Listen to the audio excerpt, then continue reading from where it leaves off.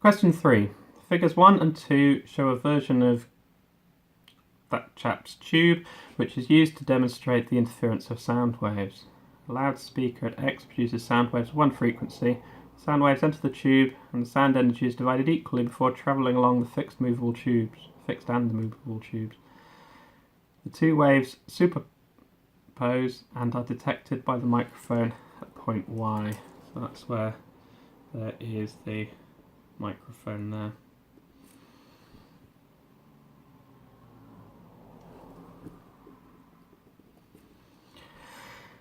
A movable tube is adjusted so that D1 and D2 are equal and the sound waves are the same distance to travel from X to Y, whether they go that way or they go that way.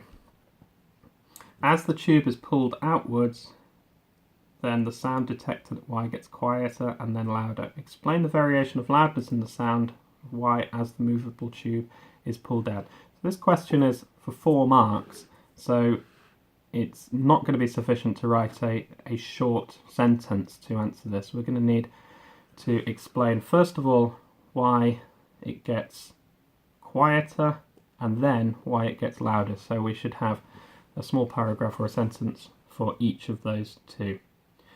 But first of all, we should talk about the initial condition. When D1 equals D2, then we get a loud section. Why is that? Well, the sound waves are coming down here and down here, and then they are recombining here, so there's a superposition here. Because they've both travelled the same distance, that means that the path difference between this path and this path is 0. If the path difference is 0, then when the waves arrive here, they're in phase and they're going to constructively interfere. As we increase D2, like this, then this wave has to travel further than this wave, so now there is a path difference. When the path difference becomes half a wavelength, then these two waves, one this way and the one this way, will destructively interfere and we will get no sound or a quiet bit. And then when we continue to stretch this out, then the path difference will increase back to 1 full wavelength again, and once it's a 1 full wavelength, these two will be back in phase, so they will constructively interfere and we'll get a loud bit. So we need to write that down. So start with the initial condition is always a good idea. So when D1 equals D2, the path difference, so that's a key word there, path difference, between the left and right is 0, so the waves are in phase and we get constructive interference, so it's loud. Right, so that's the initial condition. Now let's describe what happens to the loudness as the tube is pulled out. So as D2 increases,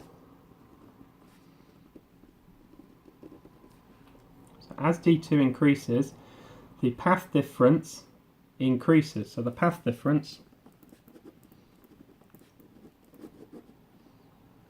increases. When it is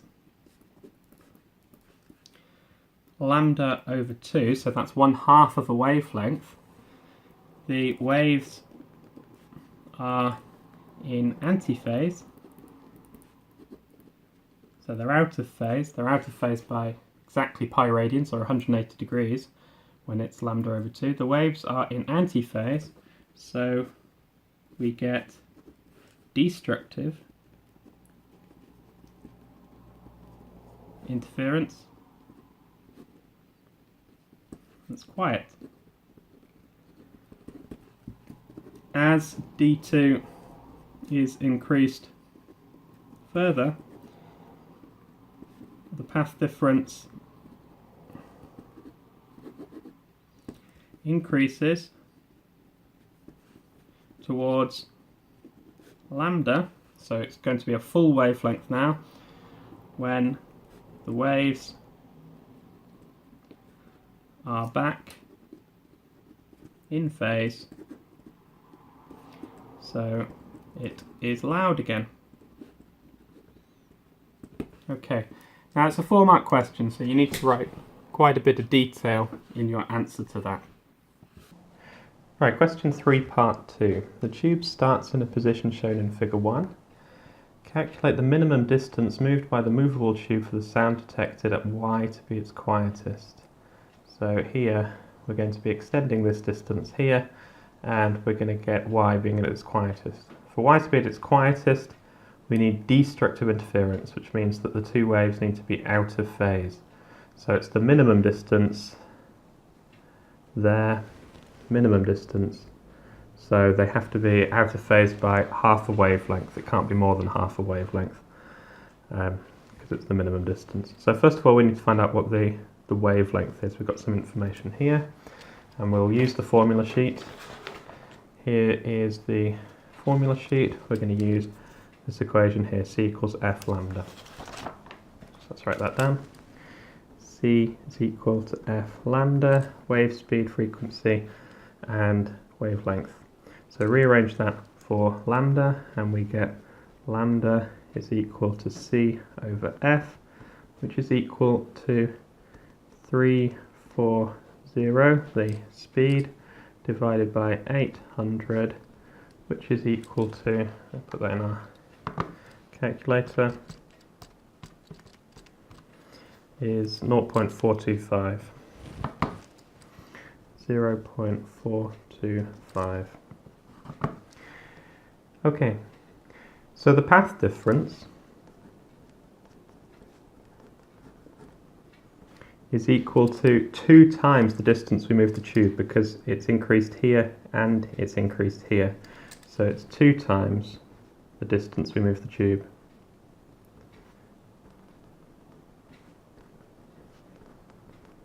So that's what the path difference is equal. Now the path difference needs to be equal to lambda over 2 in order to make us get destructive interference. So the distance the tube has moved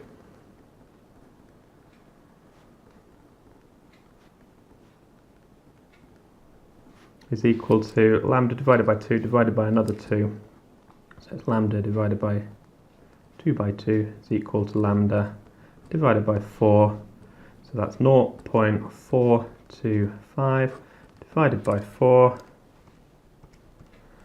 which is 0.10625, or 0.11 to 2 SF.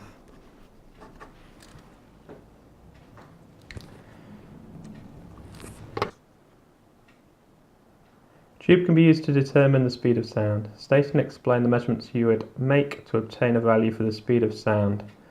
And you know the frequency, it says known frequency there. Okay, so we're going to put sound down here, and it's going to split up, and we're going to use interference to find out what the speed of sound is.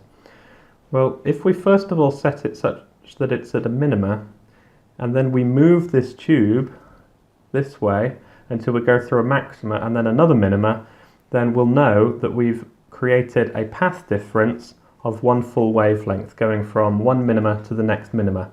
So that will tell us what the path difference is. We know what the path difference is, therefore we know what the wavelength is, and because of this equation we can work out what the speed is.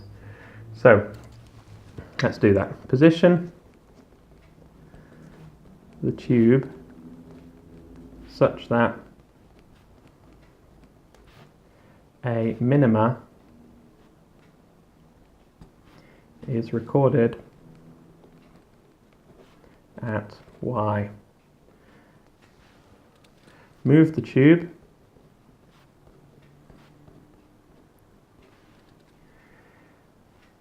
until a maxima, and then a minima is observed or heard. So you move it through one maxima into the next minima. Measure the distance the tube has moved. So the tube has moved such that the path difference is increased by 1 wavelength. So that means the tube has actually moved half a wavelength, because remember, it moves at the top and the bottom. The distance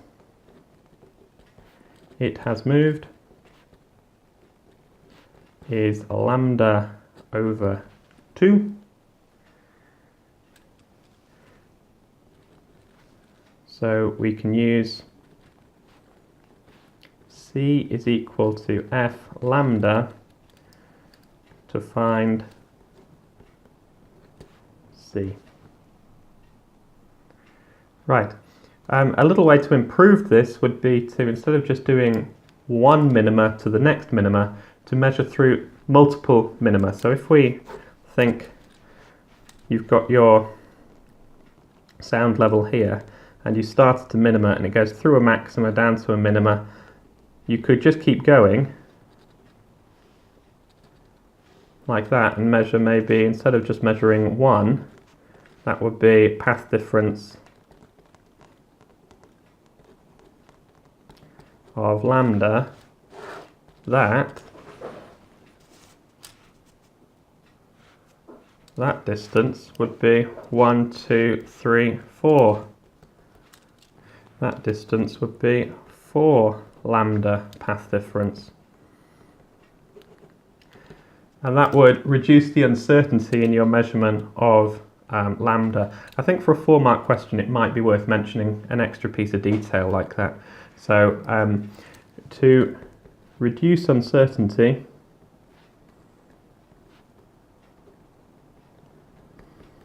one can measure extra minima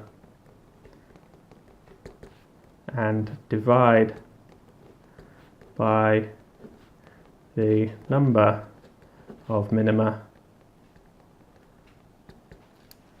to find the path difference. So that's essentially exactly like it is in Young's fringes, when you measure lots of fringes and divide by the number of fringes there are to get the fringe width. It's exactly the same piece of physics, we're just using sound waves instead of light waves, and we get the same pattern. So these are minima and these are maxima.